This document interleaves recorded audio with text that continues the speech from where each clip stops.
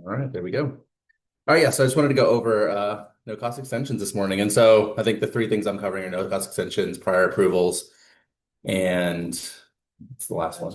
Rebudgeting, which they all are very closely related. And you'll kind of see a little bit of overlap, I think, between all of them.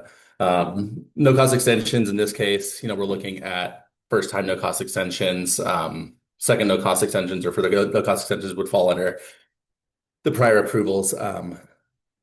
So we'll just start with what is a no-cost extension? So a no-cost extension is a formal request to extend a project's end date, allowing for the completion of the original project objectives without additional funding. So in this case, no additional funds would be requested. The scope of work needs to remain the same. And they're often allowed for up to 12 months. It doesn't have to be 12 months, but normally you would get 12 months, up to 12 months for your first no-cost extension. And generally, those are automatic or have been for the past. We've seen some things in the last year that have changed a little bit, but that's the case again. So hopefully it stays that way. I wanted to just kind of go over some examples. Is there a way to make this? There we go. Okay, go away. There we go. Some examples of when to request a no-cost extension. Let's see if I can minimize this. And then hit OK on your. There we go. That'll do it. So some examples of when to request a no-cost extension.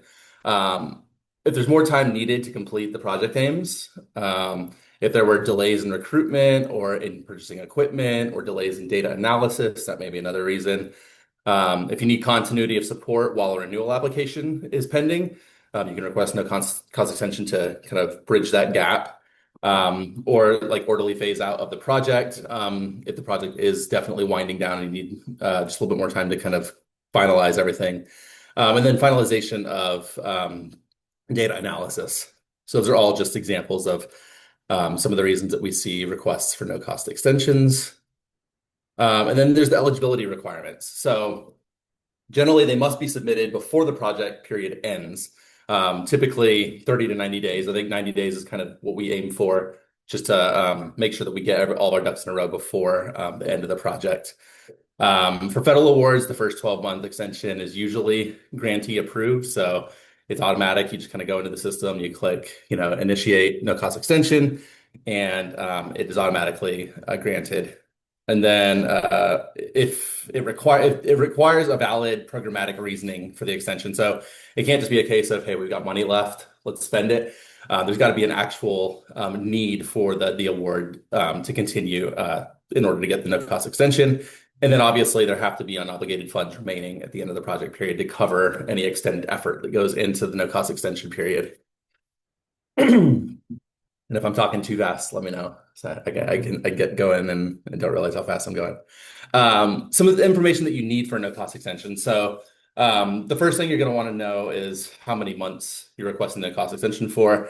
Again, you can have up to 12 months, but you may only need 6, 3, 4. It just depends on what your needs are. The next thing is you would want a proposed end date. So the end date that the no-cost extension is going to run through.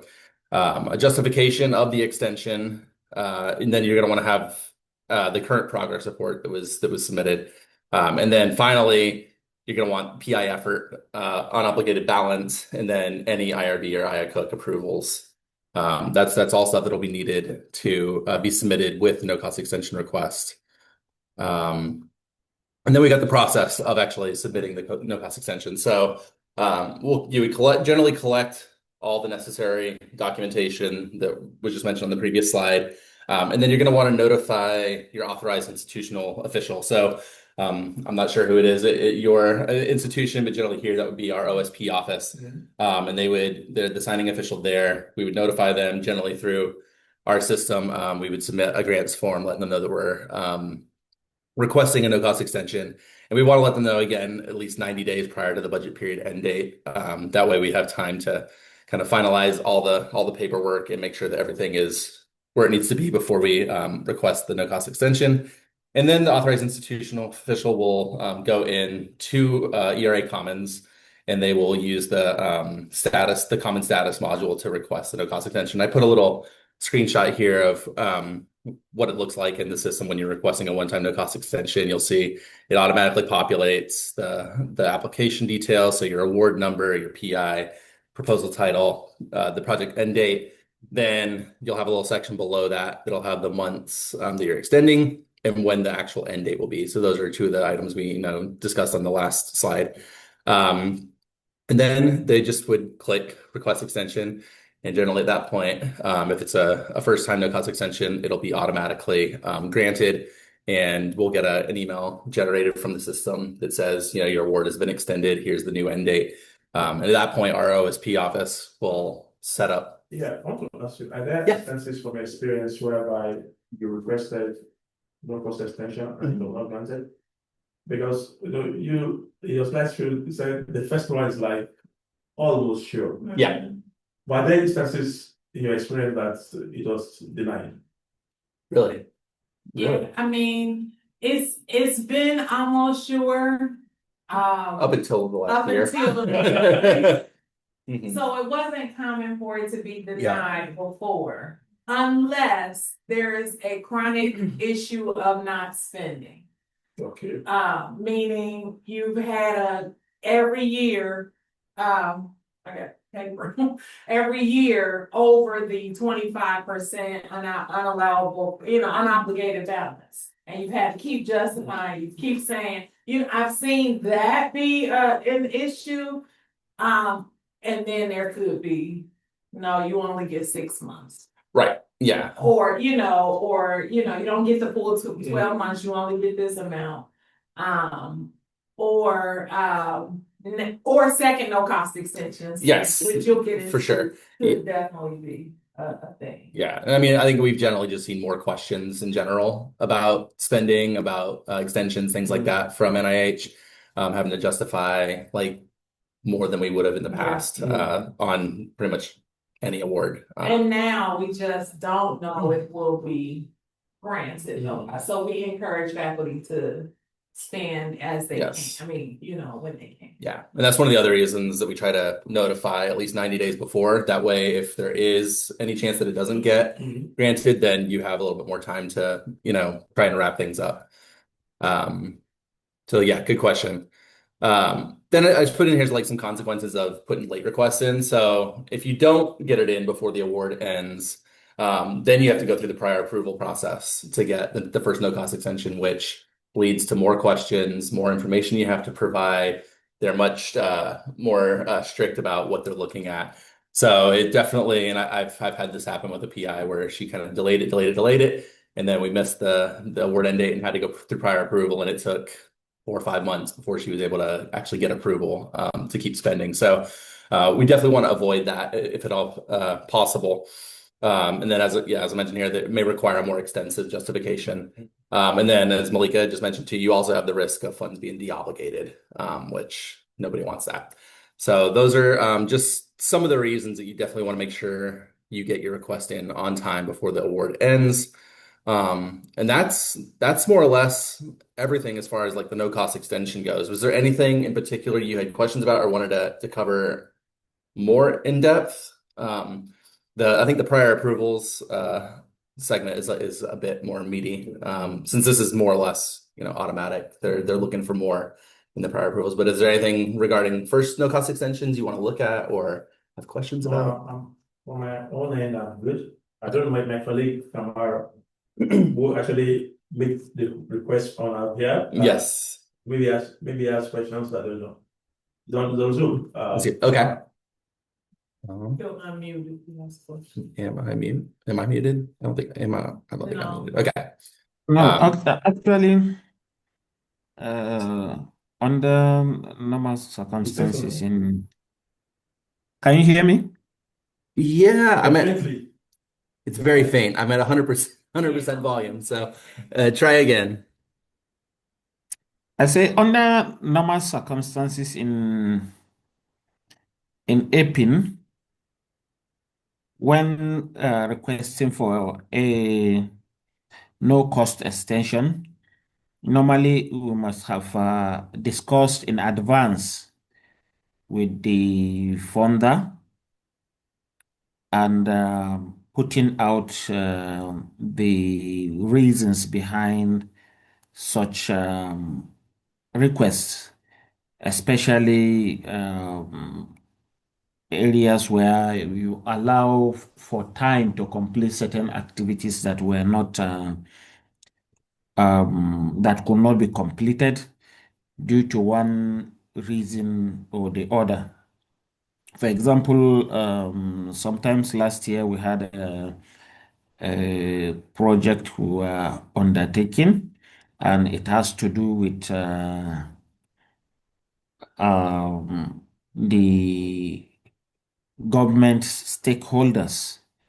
Unfortunately, due to delays as a result of bureaucratic issues, the project could not move as required. Because of the delay, I eventually we discussed in advance with the funder, pointing out the reason for such need for the no cost extension. And after several discussions, they now agreed that, look, we can send in a request and they will approve it. I think normally in such cases, they have to be in the know ahead of time. You don't come maybe at the last minute and towards the end of the project year and start requesting, and they really attend to the last minute request. That's a part of our experience. Sure. Thank you. Yeah, yeah, and I think NIH, at least the first no cost extension, you definitely want to have a good justification. You want to have all those things kind of ready in case they ask anything. But generally, the first no cost extension is you literally log into the system and click the initiate button, and it's approved.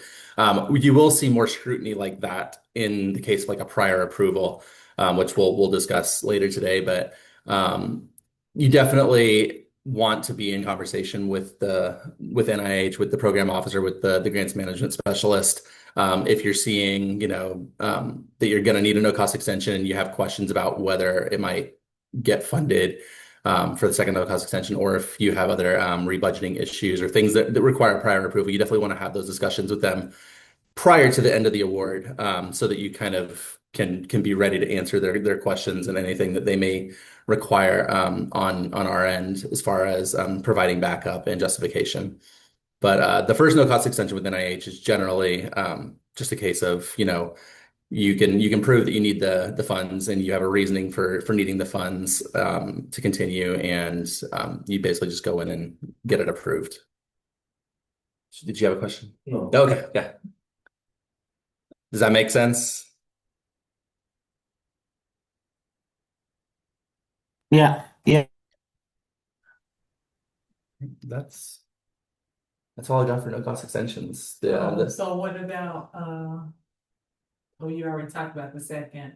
So I've got the second no cost extension is in the prior approval one. So I don't know if you want me to do that one as well, or just go straight in. I would just add, and I didn't get to hear Kamara's question, but I would just add that now, I was gonna say, we've also seen for sub-awardees or the primes not issue funding mid-project. So yesterday, when Kim was going through one of her PI's awards, I couldn't remember if it was Kyle or if it was one of those PIs, but they had an amendment, a sub-award amendment. Mid-year, it was a no-cost extension. Mid-project award. So say it's a 3-year award, you're only in year 2, but you haven't spent year 1 funds and you haven't spent year 2 funds. That's a good segue into the invoicing and the monitoring that's happening from the prime to the sub. Because at some point that sub said you haven't been spending your money, so we're not going to obligate more funding. And they issued a no cost extension in between between the years. project periods. So we have seen that, and that could be another thing to look at, like from NIH even, if you're not spending the funding, they could say, okay, this year you'll have your no cost extension now. Yeah. And then after you've shown that you can spend these funds, then we'll issue you the next year fund. Yeah, we actually saw that with Mike Cottle's D43. Yeah. They basically, the first year was kind of around COVID. And so there was delays and delays and delays. They weren't able to spend their money. Year 2, they started to ramp up, but still didn't quite get there. So they got a no cost extension for year 3, and they got a second no cost extension in year 4. And then year 5, they just gave them their normal funding. So you will see that from NIH as well.